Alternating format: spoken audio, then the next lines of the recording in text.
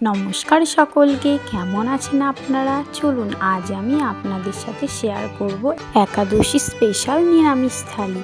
চলুন তবে দেখে নিই রেসিপিগুলো। প্রথমেই আলু পটলগুলো ভালো করে কেটে নিয়ে কড়াইয়ে তেল দিয়ে তেল গরম হয়ে আসলে কুচিয়ে রাখা আলুগুলো দিয়ে দিয়ে ভালো করে নাড়াচাড়া করে নিয়ে একটু লাল লাল করে ভেজে নেবে। তাই সামান্য পরিমাণে একটু হলুদ গুঁড়োও দিয়ে আবারও সব কিছু ভালো করে মিশিয়ে নিয়ে লাল লাল করে ভেজে নিয়েছি। তাই মা এবার তুলেও নিল সব আলুগুলো। আবারও তেলের মধ্যে পাঁচফোড়ন, শুকনো লঙ্কা দিয়ে ভালো করে লাল লাল হয়ে আসলে পটলগুলোও দিয়ে সব কিছু ভালো করে নাড়াচাড়া করে ভেজে নেবে। আর পটল ভাজতে দেরি হয়, তাই জন্য সেদ্ধ হওয়ার জন্য একটু লবণও দিয়ে ঢাকা দিয়ে 5 মিনিট পর ঢাকাতে তুলে সব কিছু আবারও ভালো করে একটু মিশিয়ে নিয়ে ভাজা ভাজা করে নেবে। দেখুন পটলটা অনেকটাই ভেজে এসেছে। তাই এবার আগে থেকে ভেজে রাখা আলুগুলোও দিয়ে একটু নাড়াচাড়া করে আদা, জিরে, লঙ্কা বাটাটাও দিয়ে ভালো করে নাড়াচাড়া করে দেখুন অনেকটাই এবার কষিয়ে নিতে হবে। কারণ আলু পটলগুলো ভালো করে সেদ্ধ হয়ে আসবে ও আলু পটলের রেসিপিটি খেতে আরও টেস্ট হবে, সেই জন্য ভালো করে কষিয়ে নিতে হবে। এবার সামান্য পরিমাণে হলুদ ও স্বাদ অনুসারে লবণও দিয়ে ভালো করে নাড়াচাড়া করে এবার কিছুটা পরিমাণে জলও দিয়ে যাতে অনেকটাই সেদ্ধ হয়ে আসে। আবারও 5-7 মিনিট পর ঢাকাটি খুলে দেখুন অনেকটাই মাখা মাখা হয়ে এসেছে, সেই জন্য কিছুটা নাড়াচাড়া করে এবার আগে থেকে বেটে রাখা গরম মশলা বাটাটাও দিয়ে এবার 1 মিনিট মতো একটু ফুটতে দিয়ে নামিয়েও ফেললো আমাদের তৈরি আলু পটলের তরকারি।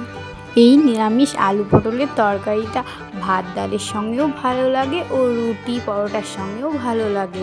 একদিন বাড়িতে অবশ্যই ট্রাই করবেন।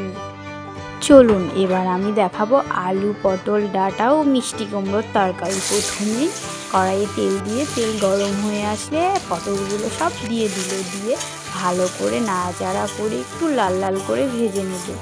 কিছুটা লাল লাল করে ভেজে নেওয়ার পর এবার আগে থেকে কেটে রাখা আলুগুলোও দিয়ে ভালো করে একটু নাড়াচাড়া করে লাল লাল করে ভেজে নেবে।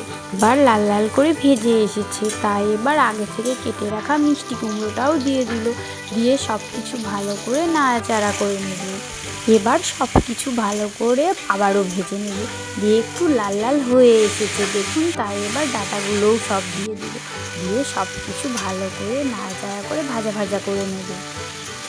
আর এটা প্রত্যেকটা বাঙালি বাড়িতেই রোজকারের তরকারি। আর আপনারা যদি অনুষ্ঠান বাড়ির মতো পাঁচমিশালি তরকারি রেসিপি দেখতে চান তাহলে আমার চ্যানেলে আগে থেকেই আছে, দেখে নিন।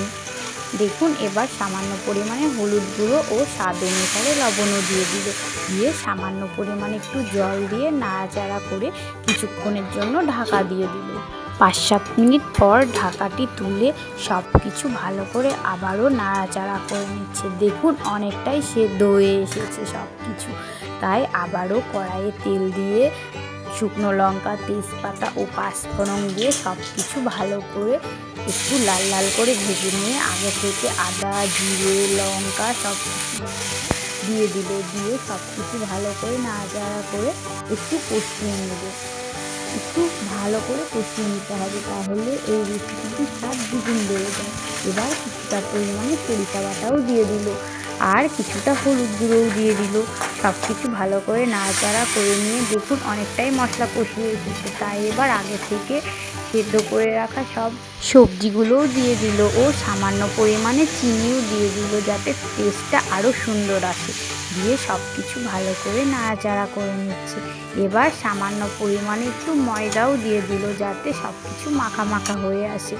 দেখুন এবার লাস্টে একটু জিরে গুঁড়ো দিয়ে নামিয়েও ফেললো আমাদের তৈরি আলু, বেগুন, পটল ও মিষ্টি কুমড়োর তরকারি। এবার দিদা রুটিগুলো বেলে দিচ্ছে আর মা ভেজে নেবে, কারণ দিদা ভালো গোল করতে পারে, সেই জন্য দেখুন ভালো করে গোল করে নিচ্ছে। দিয়ে এবার তাওয়াটা গরম করে তাওয়ার উপরে রুটিটাও দিয়ে এপিট ওপিট উল্টে নিল। দিয়ে এবার ফুলিয়েও নেবে। দেখুন কত সুন্দর ফুলে এসেছে। মা আমাকে খেতেও দিয়েছে, ভালো হয়েছিল সব কিছু। আজকের এই নিরামিষ থালির রেসিপিগুলি আপনাদের ভালো লাগলে অবশ্যই লাইক ও কমেন্ট করবেন। আর চ্যানেলটি সাবস্ক্রাইব করা না থাকলে অবশ্যই সাবস্ক্রাইব করবেন। আবারও দেখা হবে নতুন কোনো রেসিপি নিয়ে। সকলে ভালো থাকবেন, সুস্থ থাকবেন।